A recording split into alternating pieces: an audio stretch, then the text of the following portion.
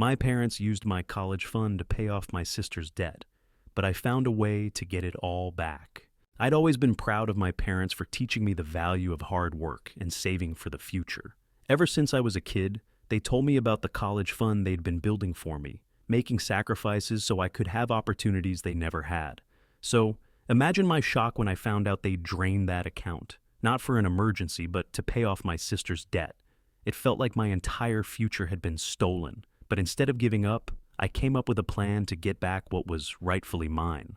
The first time I noticed something was off, I was sitting at the kitchen table, going through some financial aid forms for college. I needed to double-check the balance in my college fund, so I asked my mom for the login details to the account.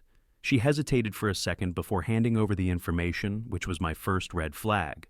When I logged in, my heart stopped. The balance wasn't just low, it was zero. I refreshed the page, thinking there had to be a mistake. But the number didn't change. Every penny was gone. I called my mom over, trying to keep my voice calm. "Mom, where's the money? The account's empty." She froze, guilt flashing across her face. "We were going to tell you," she said quickly, "but we didn't know how to bring it up." "Tell me what?" I asked, my voice shaking. She sighed. "Your sister? She was in trouble. She had a lot of debt, and we had to help her." I couldn't believe what I was hearing. My parents, who'd always preached the importance of responsibility and planning ahead, had drained my college fund to bail out my sister, and they hadn't even told me. I was furious, but more than that, I was heartbroken. This wasn't just about money.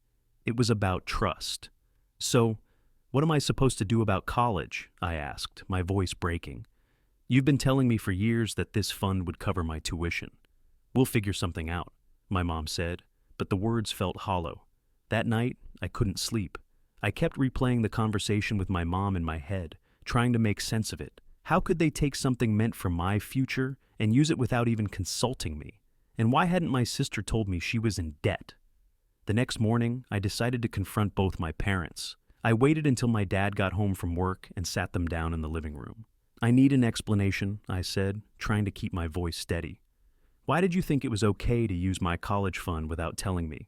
My dad sighed heavily, rubbing his temples. "It wasn't an easy decision," he said, "but your sister was drowning in debt. If we didn't step in, she could have lost her apartment. She was on the verge of bankruptcy." "And what about me?" I shot back. "You've been telling me for years that this money was for my education. How am I supposed to pay for college now?" My mom looked at me with tears in her eyes. "We thought we could make it work. We were hoping to replenish the fund before you needed it, but things didn't go as planned." I turned to my dad. "And you agreed to this? You both knew how much this fund meant to me." "It wasn't an easy choice," he said again, his tone defensive. "But family looks out for each other." His words stung. Wasn't I family too? I felt like I'd been completely disregarded, like my future didn't matter as much as my sister's mistakes. After confronting my parents, I knew I needed to hear my sister's side of the story. We'd always been close, so the idea that she'd let them use my college fund without even telling me felt like a betrayal. That evening, I called her and asked if we could talk. She sounded nervous, but agreed to meet at a coffee shop near her apartment.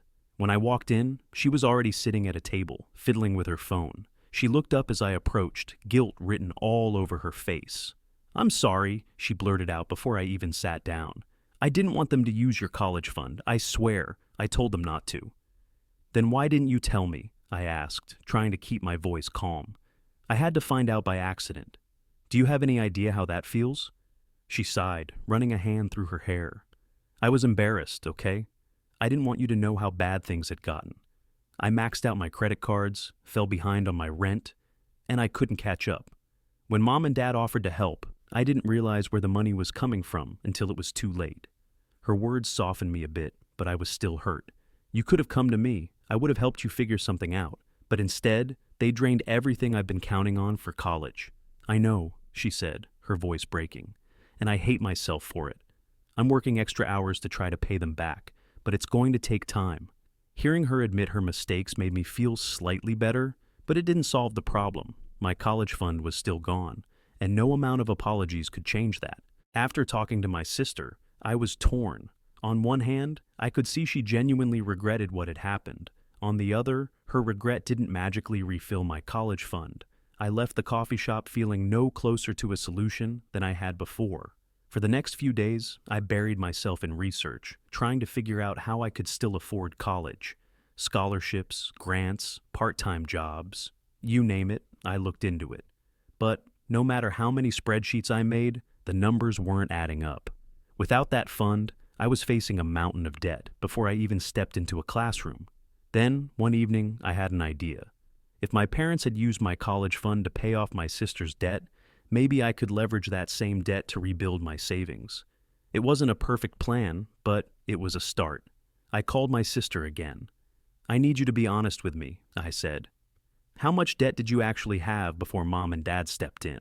She hesitated, then said, "About $25,000. "And how much are you making with your extra hours?" I asked. "Not much," she admitted. "Maybe an extra $500 a month." I took a deep breath. "Okay, here's the deal. If you're serious about making this right, I'm going to help you come up with a plan to pay Mom and Dad back, and I'm getting involved in how that money is handled." She looked skeptical, but agreed. This wasn't just about getting my money back. It was about holding everyone accountable. The first thing I did was sit down with my sister to go over her finances in detail. She was hesitant at first, probably embarrassed, but I wasn't about to let that stop me. "If we're going to fix this, I need to know exactly what we're dealing with," I told her firmly. Her financial situation was worse than I'd expected. In addition to the $25,000 my parents had paid off, she still had several thousand in other debts, plus her rent, utilities, and everyday expenses. It was clear she'd been living way beyond her means for years. "We're going to create a budget," I said, pulling out my laptop. "And no more unnecessary spending. Every extra penny you make goes toward paying back Mom and Dad." She nodded, looking defeated. "I'll do whatever it takes." Next, I had a conversation with my parents. "If she's paying you back," I said, "then that money needs to go toward rebuilding my college fund. No vacations, no home renovations, nothing else." They agreed, though I could tell they didn't love the idea of being micromanaged. I didn't care. This wasn't about their feelings. It was about my future. To hold everyone accountable, I set up a joint savings account, specifically for the repayments. Every month, my sister would transfer a portion of her paycheck into that account, and my parents were only allowed to use it for my tuition. I also made sure to track every transaction, just in case anyone got any ideas. It wasn't the perfect solution, but it was a start. For the first time since discovering the empty account, I felt like I was taking control of the situation. Once the plan was in motion, things started to improve, slowly. My sister stuck to the budget we'd created, even if it meant cutting back on luxuries she'd been used to. No more eating out every night or impulsive shopping sprees. Instead, she focused on paying down her remaining debts and contributing to the savings account every month. To her credit, she didn't complain. In fact, she started picking up extra shifts at work and even took on a weekend gig to speed up the process. "I owe you," she said one day when we were going over her progress. "This is the least I can do." Meanwhile, my parents kept their end of the bargain as well. They stopped dipping into their own savings for non-essentials and even apologized, again, for what had happened. My dad, in particular, seemed determined to make things right. "I never should have put you in this position," he said. "I'm proud of how you're handling this." Still, it wasn't easy. Watching my peers prepare for college while I scrambled to piece together a plan was frustrating, to say the least. But every time I saw the balance in the savings account grow, it gave me a glimmer of hope. I wasn't there yet, but I was getting closer. What surprised me the most was how this experience brought my sister and me closer. For years, we'd lived parallel lives without really understanding each other. Now, working toward a common goal, we were finally connecting in a way we never had before. Things were going well for a few months, almost too well. Just as I started to feel like we were making real progress, life threw another curveball. My sister's car broke down, and the repairs weren't cheap. "I don't know what to do," she told me over the phone, panic in her voice. "If I don't get it fixed, I can't get to work. But if I pay for it, I won't be able to put anything into the account this month." It was a tough call. On one hand, I wanted to hold her accountable and make sure she kept up with the repayments. On the other hand, I knew she couldn't afford to lose her job. After thinking it over, I told her, "Fix the car, but you need to find a way to make up for it next month. Pick up extra shifts, sell something, whatever it takes." She agreed, and while I was frustrated by the setback, I knew it wasn't entirely her fault. Life happens, and part of this process was learning how to navigate those unexpected expenses responsibly. To my surprise, my sister took it even further than I'd expected. Not only did she pick up extra shifts to cover the shortfall, but she also sold some of her designer handbags and shoes, items she'd clung to as a source of comfort. "I don't need them," she said with a shrug. "This is more important." Her commitment reignited my motivation. It reminded me that while this situation was far from ideal, we were making progress together. The savings account balance continued to grow, and with each deposit, I felt like we were one step closer to rebuilding my future. As the months went by, the savings account started to look more and more like the college fund I'd once had. It wasn't at its original balance yet, but it was getting close enough that I could finally start planning for the future. I began reaching out to schools and calculating tuition costs, feeling a spark of excitement I hadn't felt in a long time. One evening, my sister called me with news. "I got a promotion," she said, her voice brimming with pride. "It's not huge, but it means I can contribute more to the account every month." "That's amazing," I said, genuinely happy for her. "You've worked hard for this. You deserve it." Her promotion marked a turning point for both of us. For her, it was a step toward financial stability and independence. For me, it was a sign that maybe, just maybe, we could fully recover from this mess. But the biggest surprise came a week later, when my parents called me into the living room. They handed me a check, their expressions a mix of pride and guilt. "We've been cutting back on expenses and saving as much as we can," my dad said. "It's not much, but we wanted to contribute to your fund." I looked at the amount and felt tears welling up. It wasn't enough to cover everything, but it was more than I'd expected. "Thank you," I said, my voice trembling. "This means so much to me." For the first time in months, I felt like the weight of the situation was finally lifting. We weren't out of the woods yet, but I could see the light at the end of the tunnel. With my sister's increased contributions and the check from my parents, the college fund was finally restored to a point where I could move forward. I started applying to schools with a renewed sense of purpose, knowing that every step I took was backed by the collective effort of my family, however messy it had been to get here. One day, I received an acceptance letter from my dream school. Holding that letter in my hands felt surreal, like all the stress and frustration of the past year had finally paid off.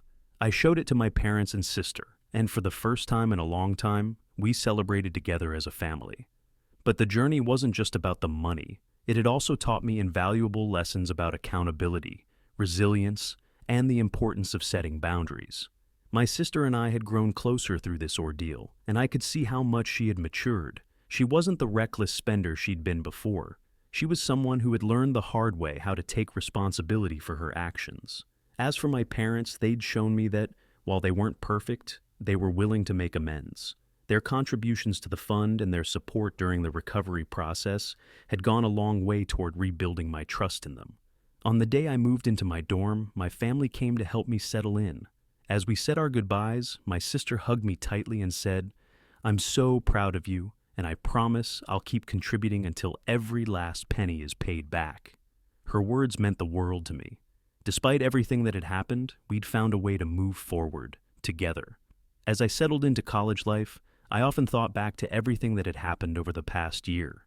It had been one of the most challenging times of my life, but it had also taught me lessons I would carry forever. First and foremost, I learned the importance of advocating for myself. When my parents drained my college fund, I could have given up or let anger consume me. Instead, I chose to take control and find a solution, even when it felt overwhelming. I also learned that accountability is a two-way street. My sister's mistakes could have torn us apart, but her willingness to take responsibility and work toward making things right helped us rebuild not just the college fund, but our relationship.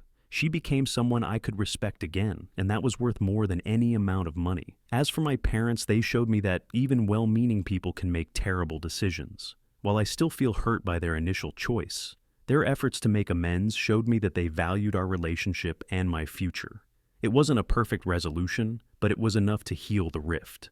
Looking back, I realize how much stronger this experience made me. It forced me to grow up faster than I'd planned, but it also gave me a level of resilience and determination I wouldn't trade for anything. Have you ever faced a situation where your trust was broken by someone close to you? How did you handle it, and what did you learn? Share your stories in the comments. I'd love to hear how others have navigated similar challenges.